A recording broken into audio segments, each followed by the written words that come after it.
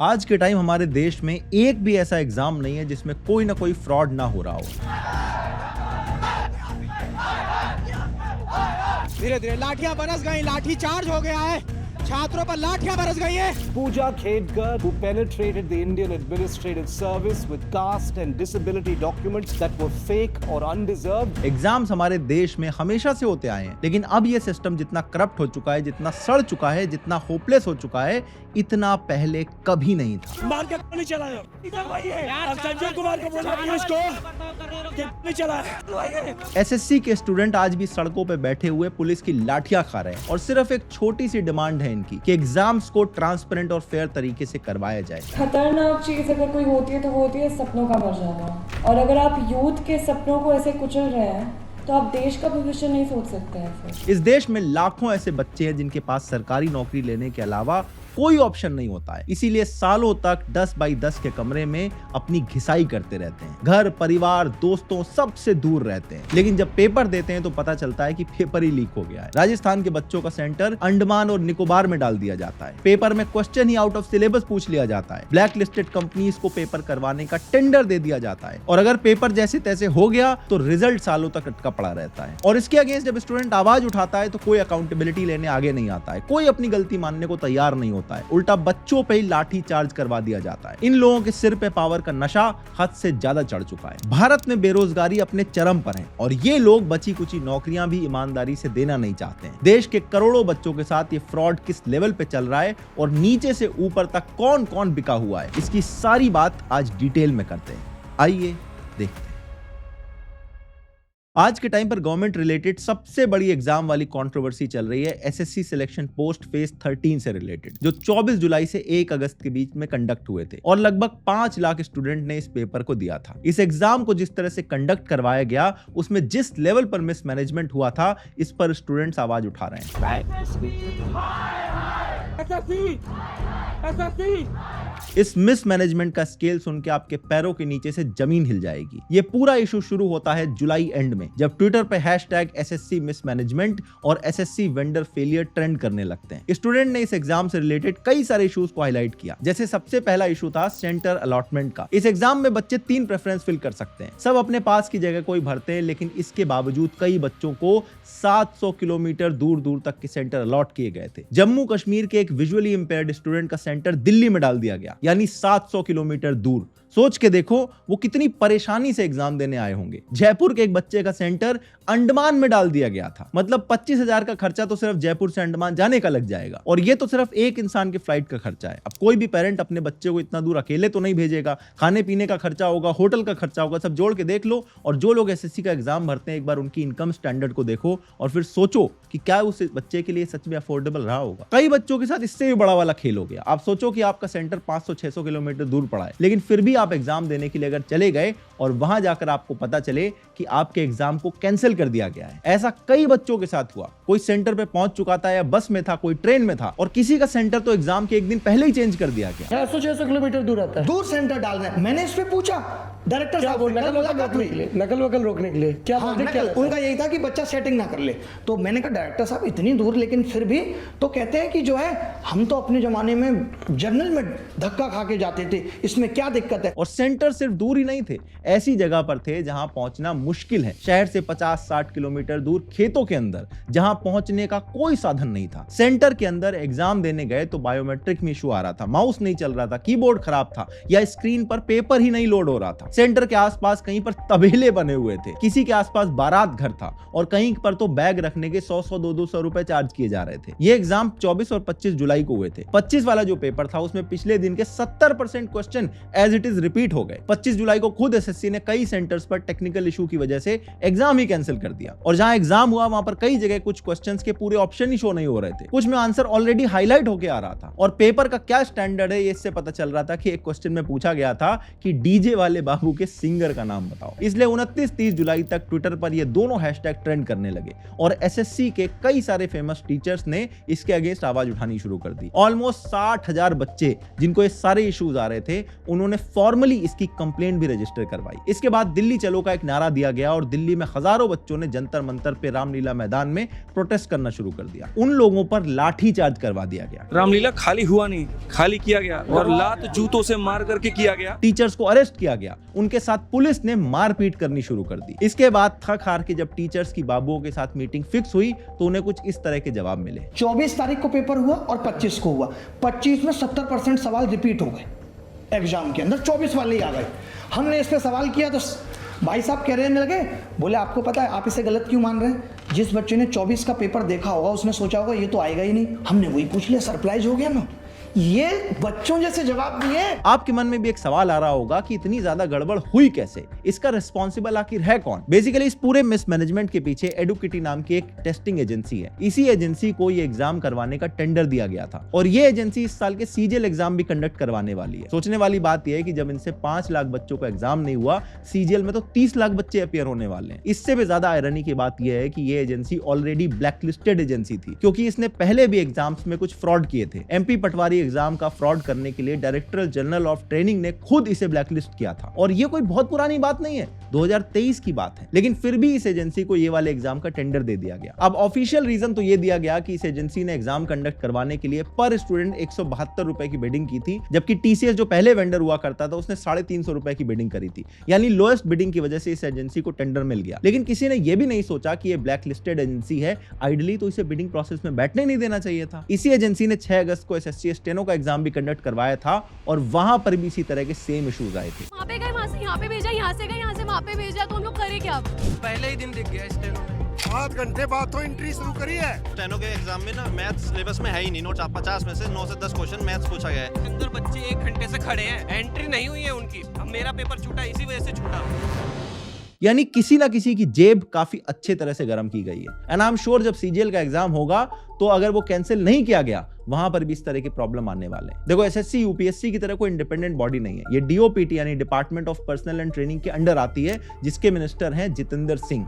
तो accountability ideally तो मंत्री जी की बनती है। अब बात अगर एक एग्जाम की हो तो किसी एक आदमी को ब्लेम किया जाए, यहां तो पूरा का पूरा सिस्टम सड़ा हुआ दिखाई देता है। यूपी में टीचिंग पोस्ट की वैकेंसी निकल ही नहीं रही है। पहले ऑफिशियल एंड से ट्वीट करते हैं कि 2 लाख टीचर्स की भर्ती होगी, बच्चे खुश हो जाते हैं और फिर कुछ घंटों बाद ट्वीट डिलीट हो जाता है। ना नोटिफिकेशन आती है और ना ही इस पे कोई क्लैरिफिकेशन आता है। बिहार के बीपीएससी में पेपर लीक हो गया था। रेलवे में आरआरबी लोको पायलट का एग्जाम 2018 के बाद 2024 में जाके हुआ और उसकी प्रोसेस 1 साल से चल रही है, अभी तक पूरी नहीं हो पाई है। राजस्थान में 2021 में सब इंस्पेक्टर का एग्जाम हुआ था, जिसमें पता चला था कि टॉपर्स भी पेपर लीक या डमी कैंडिडेट के थ्रू रैंक लाए थे। मल्टीपल अरेस्ट के बाद कुछ दिनों पहले कोर्ट का फाइनल वर्डिक्ट आया है, जिसमें सारे अपॉइंटमेंट्स को कैंसिल कर दिया गया है। फिर पिछले साल नीट के एग्जाम में एस्पिरेंट्स के साथ जो भद्दा मजाक किया गया था वो आपको बहुत अच्छे से याद होगा, हमने भी इस पे वीडियो बनाई थी। पटना में पुलिस ने एक ऑर्गेनाइज्ड गैंग को पकड़ा था जो एस्पिरेंट से 30 लाख से लेके 50 लाख रुपए ले रहा था और एक दिन पहले पेपर सप्लाई कर रहा था। उसी टाइम पर गुजरात में एक और रैकेट पकड़ा गया था, जहां एक टीचर एग्जाम सेंटर के अंदर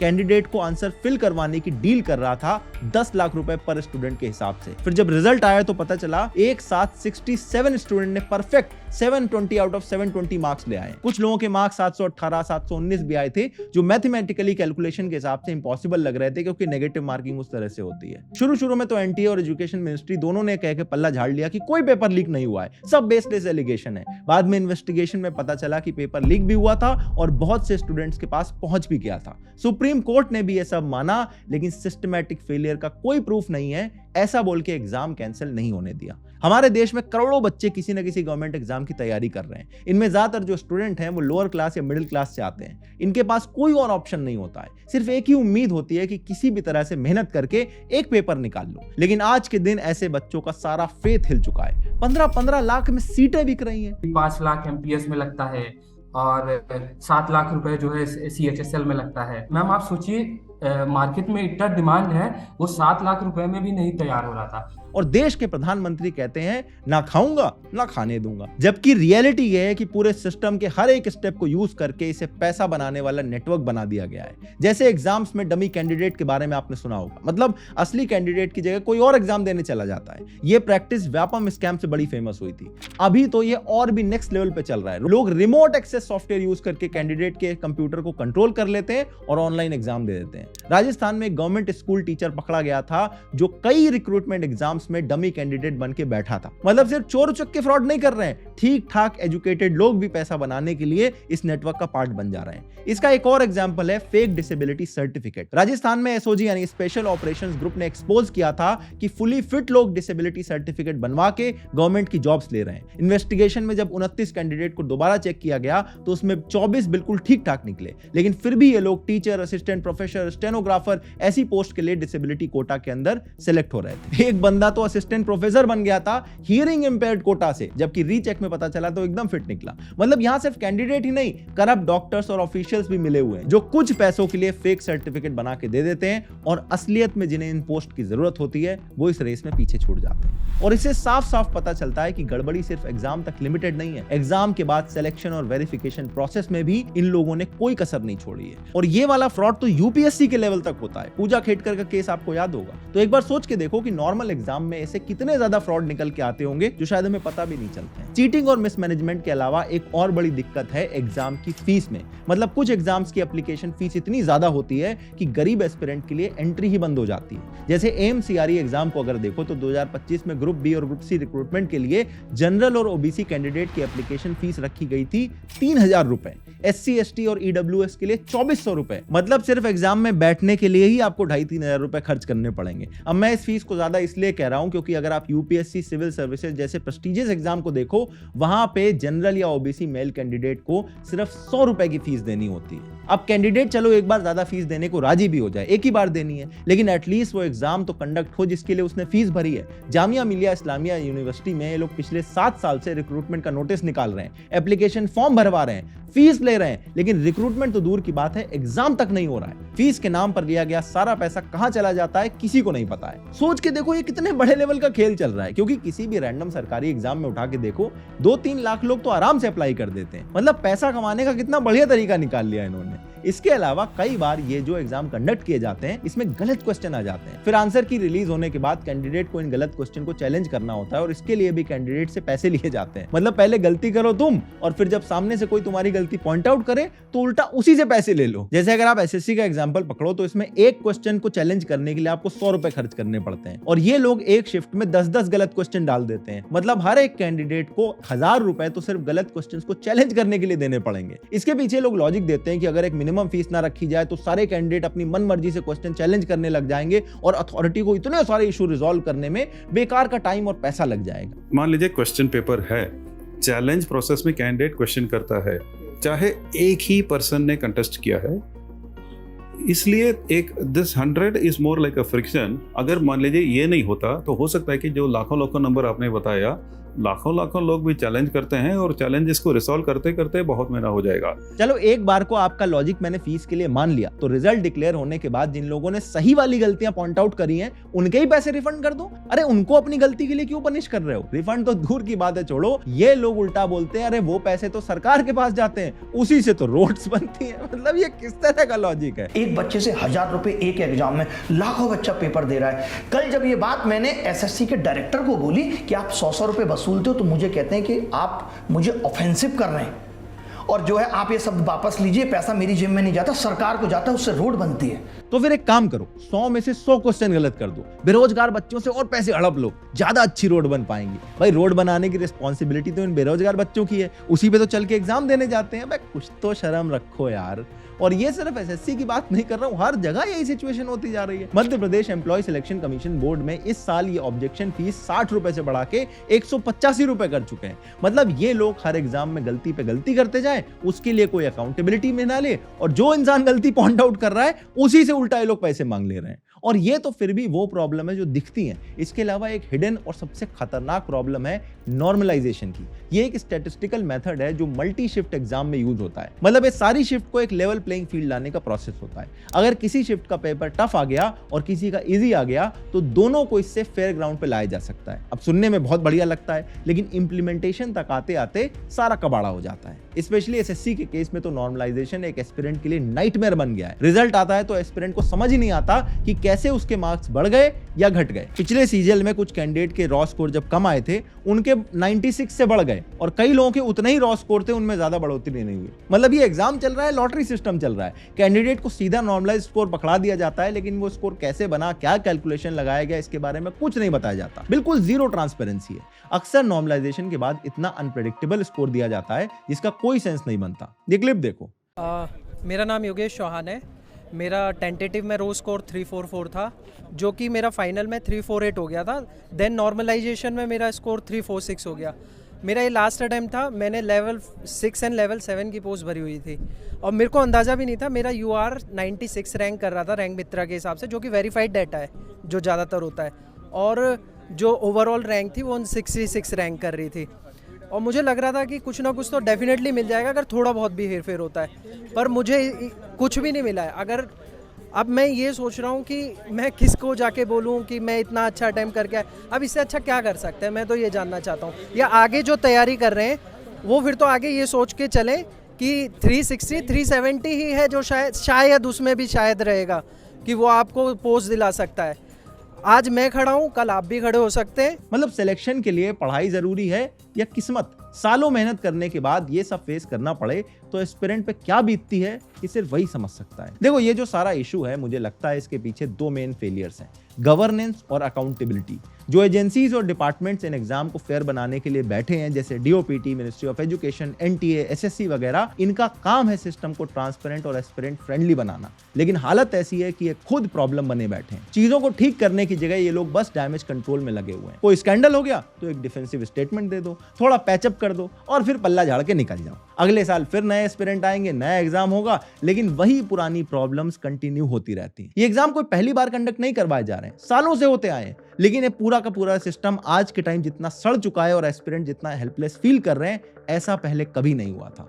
सब अपना धंधा चमकाने में लगे हैं। 4 पैसे बचाने के चक्कर में ब्लैक लिस्टेड वेंडर को एग्जाम कंडक्ट करवाने दिए जा रहे हैं, भले ही उससे लाखों बच्चों का फ्यूचर खराब हो जाए। एजुकेशन मिनिस्टर अपनी कुर्सी गर्म करके बैठे हैं और सरकार अपने हिसाब से काम कर रही है। और ये जो प्रोटेस्ट हो रहा है, इसमें कुछ टीचर्स ऐसे भी हैं जो इन प्रोटेस्ट का फायदा उठा रहे हैं अपना फेम कमाने के चक्कर में, क्योंकि ज्यादा दिखाई देंगे तो ज्यादा कोर्स बेचेंगे। इसीलिए टीचर्स में भी सबसे बड़ा मसीहा बनने की होड़ लगी हुई है। आप देखोगे इस पूरे एग्जाम से जितनी भी बातें चल रही थी वो 2-4 टीचर्स की लड़ाई में कन्वर्ट हो गई और एग्जाम की बातें छोड़ के अब ये टीचर्स एक दूसरे के ऊपर वीडियो बना के एक दूसरे को गाली बक रहे हैं। एक आम कैंडिडेट की नौकरी लगे ना लगे, उसको एग्जाम देने का फेयर चांस मिले ना मिले, वो सड़क पे प्रोटेस्ट करता रह जाए, पुलिस की लाठियां खाए, इन सब में अपने सालों को बर्बाद करके डिप्रेशन में चला जाए, इवन अपनी जान तक दे दे, किसी को कोई फर्क नहीं पड़ता है। जब तक न्यूज हाइप में रहेगी बहुत लोग बातें करेंगे, उसके बाद मूव ऑन करके अगली न्यूज की तरफ बढ़ जाएंगे और अनफॉर्चुनेटली यही इसकी सच्चाई है। इसीलिए hit where it hurts the most,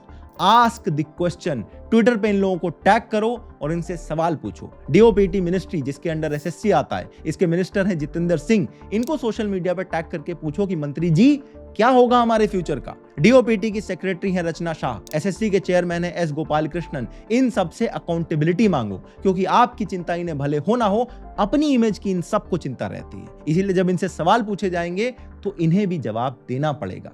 इससे भी ज्यादा इंटरेस्टिंग चीज यह है कि DOPT PM मोदी के अंडर आती है। जितेंद्र सिंह तो सिर्फ जूनियर मिनिस्टर हैं, इसीलिए सिर्फ स्टेटमेंट देने से काम नहीं चलेगा। मोदी जी ने कहा था कि हम वॉर फुटिंग पर पेपर लीक जैसे इश्यूज को सॉल्व कर रहे हैं, तो फिर इस तरह की गड़बड़ झाले कैसे हो रहे हैं, वो भी उनकी खुद की मिनिस्ट्री के अंदर। हमारे प्राइम मिनिस्टर को इसकी अकाउंटेबिलिटी लेनी पड़ेगी। अगर ये वाला वीडियो आपको अच्छा लगा तो अगला वीडियो आपको और अच्छा लगेगा। स्क्रीन पे लगा दिया है, क्लिक करो और अभी देख डालो।